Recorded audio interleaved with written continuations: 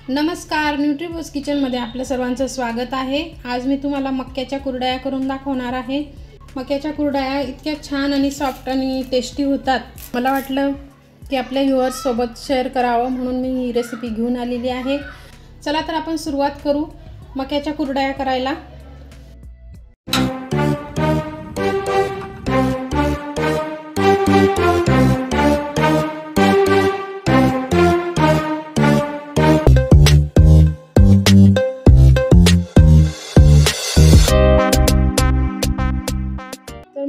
कुरडया बनवण्यासाठी 1 किलो मका घेतलेला आहे। आमच्या भागात सहसा लाल कलरची मका मिळते, पण काही भागात पांढरी मका मिळते, तर तुम्ही ती वापरू शकता। तर ही मका आपण 2 पाण्याने स्वच्छ धुवून घेणार आहोत।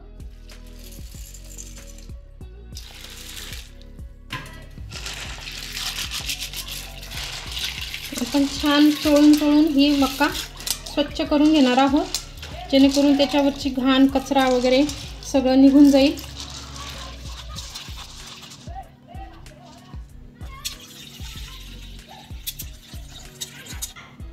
पुन्हा एकदा पाणी बदलून आपण धुवून घेणार आहोत। हे पाणी मी आता झाडाला घालणार आहे। पाणी वाया घालू नका, उन्हाळा सुरू झालेला आहे। तर आपण आता यात आणखीन पाणी घालून मका छान बुडेल एवढं आपण पाणी घालून याला 4 दिवस भिजवायचं आहे। रोज आपल्याला पाणी बदलायचं आहे। व्हिडिओ मोठा होईल त्यामुळे मी रोजचं पाणी बदलण्याचा व्हिडिओ दाखवणार नाही आहे तुम्हाला। तर आपण रोजच्या रोज पाणी बदलणार आहोत। झाकण लावून व्यवस्थित ठेवून द्यायचं आहे। रोजच्या रोज पाणी बदलायचं आहे। आता आपण भेटू चौथ्या दिवशी। हे बघा, आपली मक्का छान भिजलेली आहे, बघू शकता तुम्ही। मक्का जास्त भिजत नसते, तरी पण मी 4च्या ऐवजी 5 दिवस भिजू घातलेली आहे। अचानक माझ्याकडे पाहुणे आलेत, तर मी 1 दिवस जास्त भिजवलेली आहे। काही फरक पडत नाही मक्याला 1-2 दिवस जास्तही भिजवलं तरी, पण गव्हाचं तसं नसतं। गव्हाला मात्र 4 दिवस म्हणजे 4 दिवसातच काढावं लागतात, नाही तर कुरडईमध्ये ताम पडतो। ही छान भिजलेत आपले मक्का, बघू शकता तुम्ही, चीक बाहेर निघतंय। आता याचं आपण पाणी निथळून घेऊ।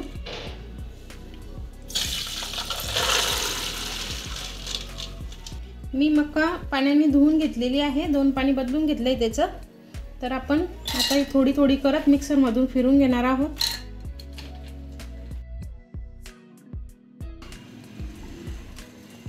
थोडं पाणी घालायचं आणि छान मिक्सरमधून फिरून घेणार आहोत। हे आपण असं मिक्सरमधून काढून घ्यायचं आणि मी पुरण चाळणीवरच त्याला ओतून घेतलंय। नंतर आपण कपडा लावून पुन्हा चाळणार आहोत। अशाच पद्धतीने आपण सर्व मक्का मिक्सरमधून फिरून घेऊ। आपले 1 किलो मक्का घेतलेली आहे, त्यामुळे मी मिक्सरमधूनच काढते आहे। जर छोट्या क्वांटिटीमध्ये असेल तर मिक्सरमध्ये चालतं, जास्त असेल तर तुम्ही गिरणीतून दळून आणू शकता। गहू पण असंच आपण छोट्या क्वांटिटीमध्ये असेल किंवा छोट्या प्रमाणात असेल तर आपण घरी दळू शकतो। अशाच पद्धतीने मी सर्व मक्का दळून घेते। चमच्याच्या साहाय्याने किंवा हाताच्या साहाय्याने आपण छान चाळून घेऊ, हलवून म्हणजे आपला सर्व चीक खाली चाळला जाईल आणि वरती कोंडा राहील। तो कोंडा आपण पुन्हा जर जाड असला तर आपण पुन्हा पाणी टाकून पुन्हा मिक्सरमधून फिरून घेऊ, किंवा मग पाणी टाकून आपण त्याला धुवून घेऊ स्वच्छ। अशाच पद्धतीने आपण सर्व करून घेणार आहोत। हे बघा, एवढा चीक निघाला आहे आपला। पुन्हा आपण जो कोंडा निघालेला आहे त्यात थोडासा मला रवा वाटतो आहे जाडसर, तर मी पाणी टाकून पुन्हा एक फेर फिरवून घेईल। याच्यातही भरपूर असं आहे आणि याचं काही असं नसतं की ताम पडेल का काय, जसं आपण गव्हाच्या कुरडईला म्हणतो की जास्त जर पिसलं गेलं तर ताम पडतो। याला बारीकही पिसून घेतलं आपण तर छान चीक आपला जास्तीत जास्त निघतो। नंतर आपण कोंडा काढूनच घेणार आहोत। हे बघा, असं जाडसर आहे, तर मी पाणी टाकून पुन्हा फिरून घेणार आहे। हे बघा, पाणी टाकून आपण फिरून घेतलं, तेही आपण आता याच्यात चाळणीतून चाळून घेणार आहोत। तुम्ही बघू शकता किती छान कलर आलेला आहे आणि इतका सुंदर कलर येतो ह्या कुरडयांचा, आणि टेस्टी तितक्याच लागतात आणि फुलतातही छान। तर तुम्ही या पद्धतीने करून पहा, नक्कीच तुम्हाला आवडेल।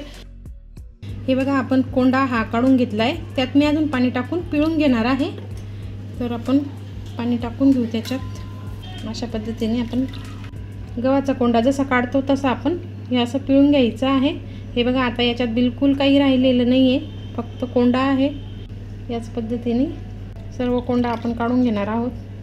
या अगोदरही मी गव्हाच्या कुरड्या टाकलेल्या आहेत. त्या कुरड्यांना तुम्ही फार छान प्रतिसाद दिला. तुम्हा सर्वांचे आभार.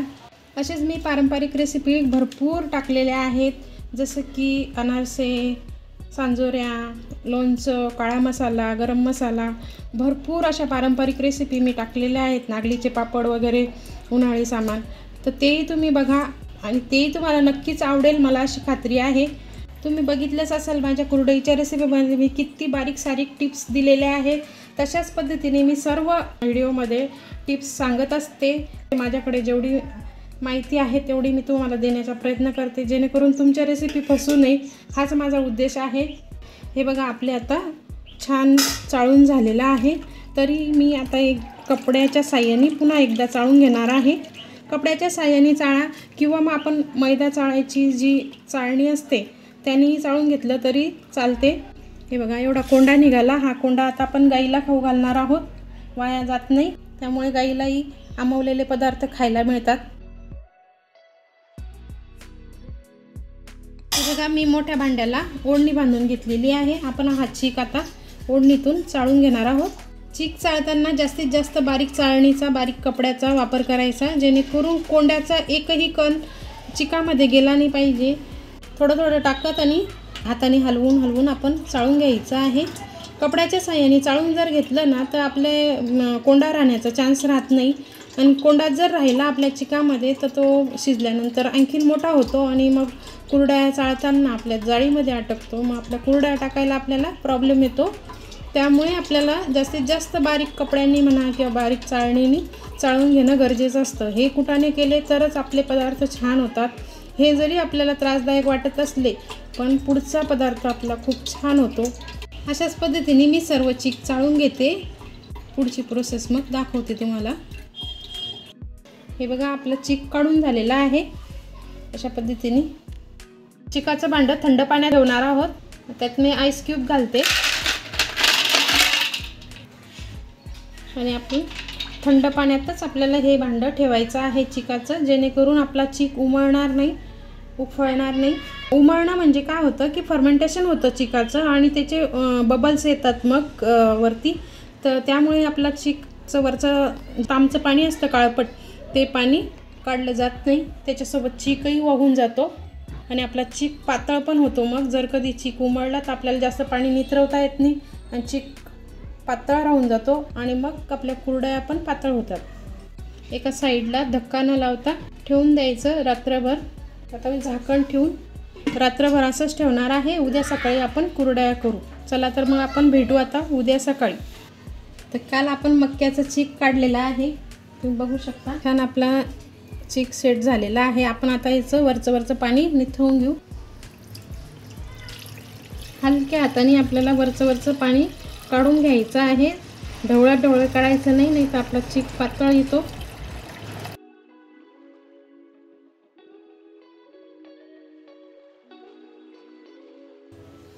हे बघा आपला चीक छान सेट झालेला आहे, बघू शकता तुम्ही. इतका घट्ट चीक आलेला आहे. आपण हा चीक आता छान मोडून घेऊ, म्हणजे हलवून घेऊ आणि त्याला मापाने आपण पाणी घेणार आहोत. जेवढा चीक आहे तेवढंच आपल्याला पाणी घ्यायचं आहे. तर मी इथे एक पातेलं घेतलेलं आहे, त्या पातेल्याने आपण चीक मोजून घेणार आहोत. चीक आपला घट्ट आहे म्हणून मी पाणी टाकलं आहे थोडंसं, नाहीतर पाणी टाकायचं नाही. चीक आपला घट्टच पाहिजे आपल्याला. आता एवढं पातेलंभर आपलं चीक झालेलं आहे, तर आपण एवढंच पाणी घेणार आहोत. त्याच भांड्यात मी पुन्हा चीक ओतून घेते आणि ह्याच पातेल्याने तुम्हाला पाणी मोजून दाखवते.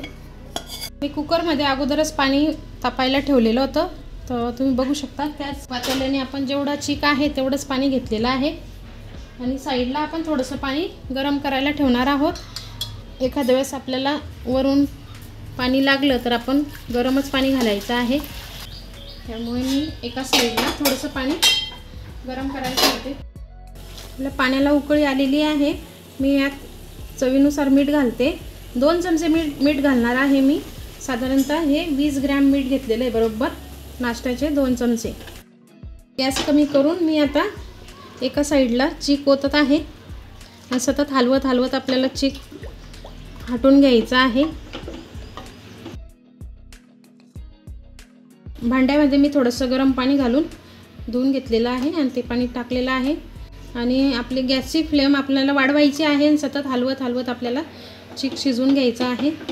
कमी क्वांटिटीमध्ये असल्यामुळे मी कुकरमध्ये शिजवत आहे आणि जर जास्त क्वांटिटीमध्ये असलं तर तुम्ही चूल पेटवा किंवा मग मोठा गॅसचा वापर करा। ही छोट्या प्रमाणात असल्यामुळे मी गॅसवरच शिजवत आहे। माझ्या व्हिडिओवर जे कमेंट आलेले आहेत त्या सर्व कमेंट्सला मी रिप्लाय द्यायचा प्रयत्न करते, पण एखाद दुसऱ्याला कधी राहून गेलं तर राग मानू नका। मी नक्कीच तुमच्या कमेंटला रिप्लाय द्यायचा प्रयत्न करेल। आपला चीक आता घट्ट होत चालला आहे, तर कोणाला तरी पकडायला जाऊन आपण छान हटून घ्यायचं आहे, गाठी होऊ द्यायच्या नाही। तुम्ही बघू शकता किती छान कलर आलेला आहे आपल्या कुरडयाच्या चिकाला।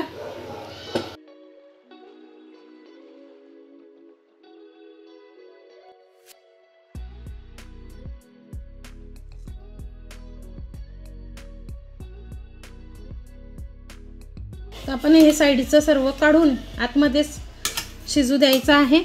मी गॅसची फ्लेम कमी केलेली आहे। कमी गॅसवर आपल्याला आता 5 मिनिटं झाकण ठेवून शिजवून घ्यायचं आहे। श्रीखंडासारखं आपलं चीक तयार झालेलं आहे। चव घेऊन बघायची, मीठ कमी जास्त वाटल्यास तर आपल्या आवडीनुसार तुम्ही करू शकता, पण मला नाही वाटत की मीठ वरून टाकायची गरज आहे।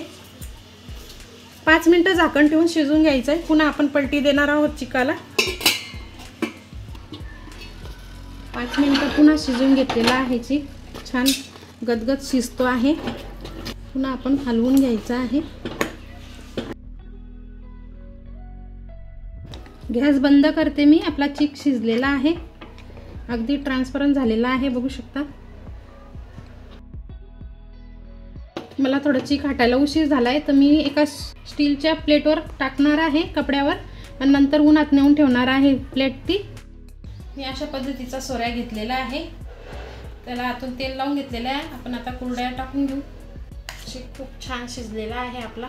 गव्हाच्या कुरडयाप्रमाणे ह्या कुरडयाही खूप छान लागतात।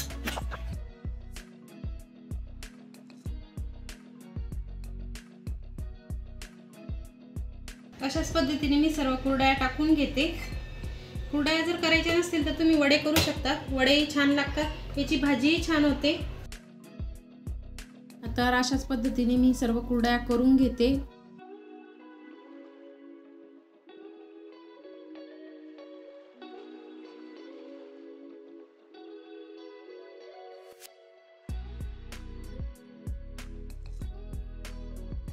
हे बघा, अशा पद्धतीने मी ह्या कुरडया ट्रेवर काही परातीत चाळून घेतलेल्या आहेत। आपल्या ह्या कुरडयांचा ट्रे काही परात मी उन्हात आणून ठेवलेला आहे। दिवसभर वाळवल्यानंतर संध्याकाळी ओढणीवरच्या कुरडया मी पाण्याचा सपका मारून काढून घेणार आहे आणि त्यानंतर 2 दिवस कडकडीत वाळवणार आहे। हे बघा, आपल्या मकाच्या कुरडया वाळवून झालेल्या आहे। मी 3 दिवस वाळवून घेतलेल्या आहेत, अगदी छान खणखणीत वाळलेल्या आहेत। काही अडचणी आल्यामुळे मी तुम्हाला कुरडया काढून दाखवण्याचा व्हिडिओ दाखवू शकली नाही, तरी मी हे 3 दिवस कडकडीत उन्हात वाळवून घेतलेल्या आहेत। अशा आपल्या कुरडया झालेल्या आहेत। आता मी तुम्हाला तळून दाखवते। तेल आपलं छान गरम करून घेतलेलं आहे। त्या अगोदर आपण एक तार टाकून बघायचं आहे, तेल आपलं छान तापलंय की नाही। लगेच तार वरती आला की तेल तापलंय असं समजायचं आणि आपण कुरडई तळायला घ्यायची। कुरडई तळून दाखवते।